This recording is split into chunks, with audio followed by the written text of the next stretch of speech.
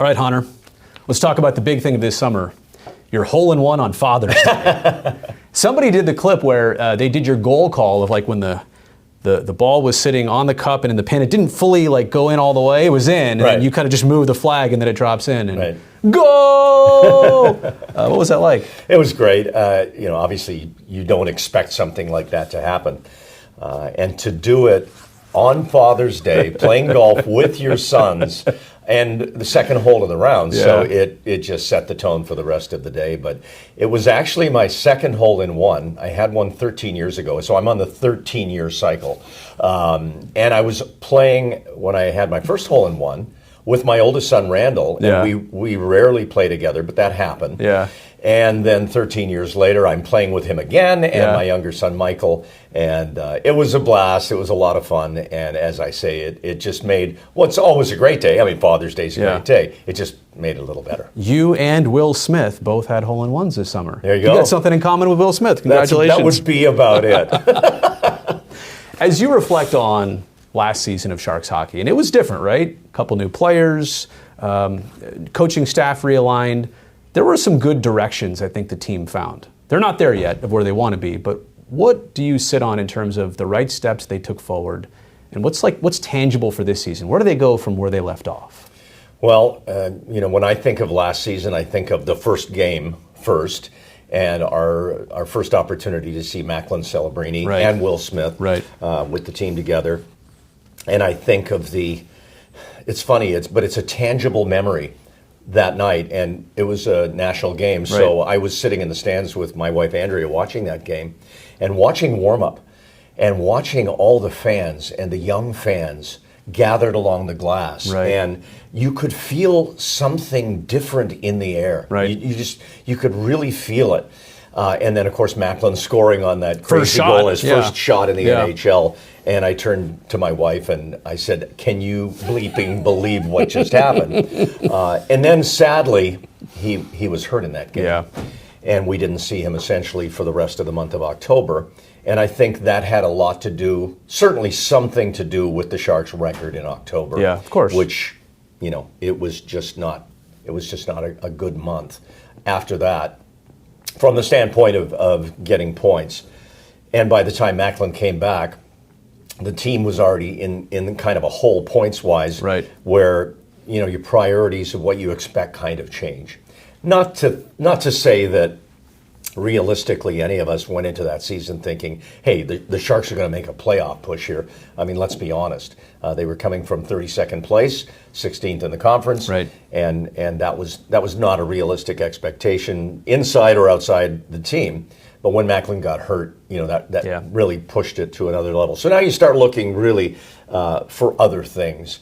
And I think, obviously, the chance to watch Macklin, who is so talented and brought so much to the table, was number one on that list. But then Will Smith, then William Eklund, and those pieces. And I think coming out of the year, obviously, Macklin being a Calder Trophy finalist, finishing third in the voting behind Hudson and Wolf, that was awesome. And I really believe this. I think that if Macklin, who almost averaged a point a game as it was, if he would have been healthy all year, maybe he pushes Hudson for that award. I really believe that, taking nothing away from Lane Hudson, who had a great year and was deserving of that trophy.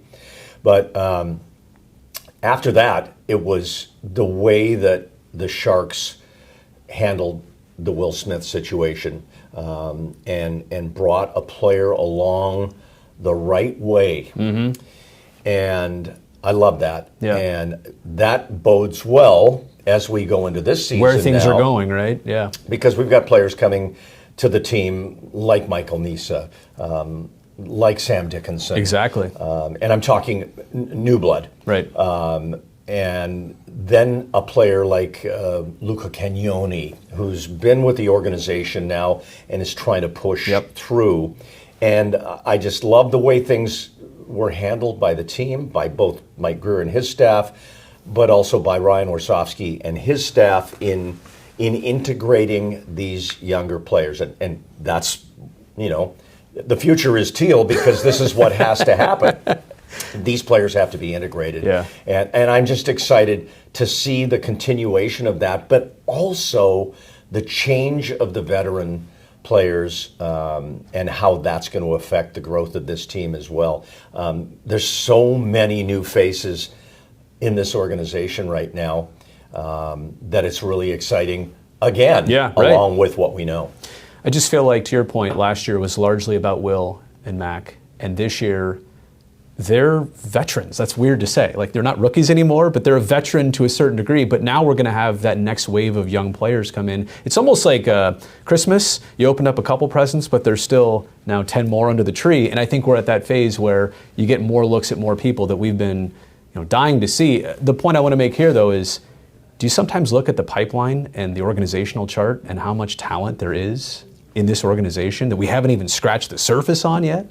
Absolutely. But having been around here for a long time and been around the whole NHL time for a long time, yeah, you can't get too intoxicated, because the reality of pro sports and of this sport and this league is that all the time there's people who come from within, under that threshold of star young guy, that break through and move past those guys.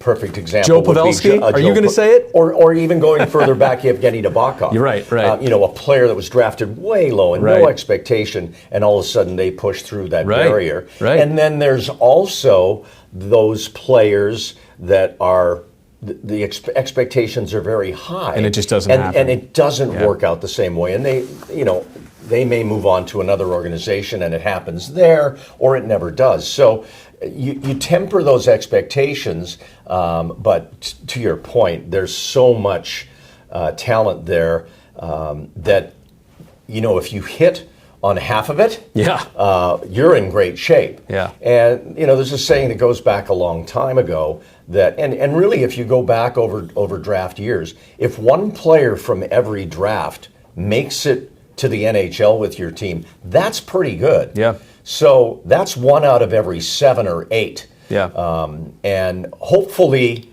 we hit at a higher rate than that. But even if we hit at just that rate, boy, things are going to be solid here for a long time.